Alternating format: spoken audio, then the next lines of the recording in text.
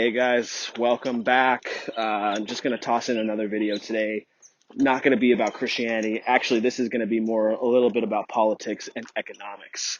I think you can tell which way I lean politically if you listen to my videos. However, it was never my intention, and it is still not my intention, to go full-on politics on this channel. I have another channel for that, and I'm not going to tell you what it is. It's a secret channel. But I did want to talk a little bit about the CV shutdown and the stimulus money. TLDR, the stimulus is not gonna be great. I mean, I definitely agree that we needed to do it. We absolutely have to make sure people can pay bills and eat and not have their electricity shut off and not starve. I understand that. So on one hand, that is good, but please understand that the stimulus it's like basically we have options on what to do here, and none of them are great. They're all bad options. Which is the least bad option? The stimulus is probably the least bad option, but it will have huge consequences. First of all, don't forget, if you're one of these folks who, it's very unfortunate, and please let it be known, I am speaking from a place where I still have a job, and we're both of us, my partner and I, still have jobs, and we are still paying our bills on time. But let it be known that if you defer rent, you are still going to have to pay it back. This is not rent forgiveness or mortgage forgiveness. It is deferment. And when the deferment period is up, you are going to be billed for all of that time. It could be 3, 4, 5, 6, forbid, I hope not, God forbid, months of rent due all at once. So if you're spending this money and not saving it, you are going to be in big trouble and will likely be evicted when it's all said and done if you can't pay. One thing you've got to be aware of. Two, I want people to not be confused. There seems to be some serious confusion about this. This is not universal basic income, and I am not an expert on that subject. I actually don't support UBI, but this is not UBI. This is government printing money, and what happens when government prints money is that everyone else's money becomes worth less. So take an example here. Say there's an island, and on that island is 100 beach chairs.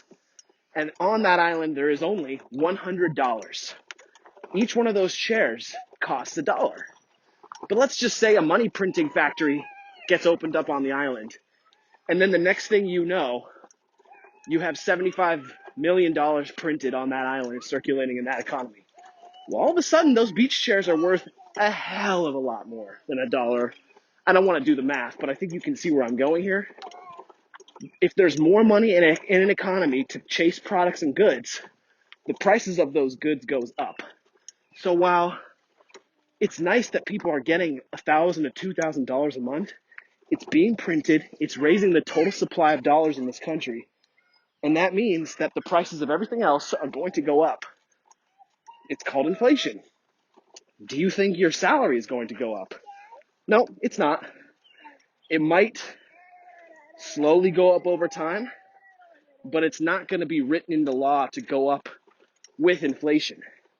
And this is why you see how back in the day, in the 60s, the 50s, the 70s, a full-on house would cost something like anywhere from $5,000 to $30,000.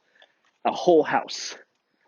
Now, depending on where you are, a house is going to be $100,000 to $1 million. $100,000 to $1 million, depending on where you are, because of inflation, because there's been so much more money printed and circulating in the economy since those times. It's not good, folks. Again, I'm not trying to say that we shouldn't be helping people out, because we do have to do it. It is a bad option. But we can't pretend like this isn't going to have a dire consequence. And I don't really know what the answer is, but it's not good. And those are my thoughts. I really don't think, this is where it's going to get controversial. I don't think the coronavirus is a big enough deal to merit shutting down the entire economy. I just don't. I think an economic shutdown will have vastly worse consequences for people than a 0.1% death rate for this CB. It does suck that some people are going to die.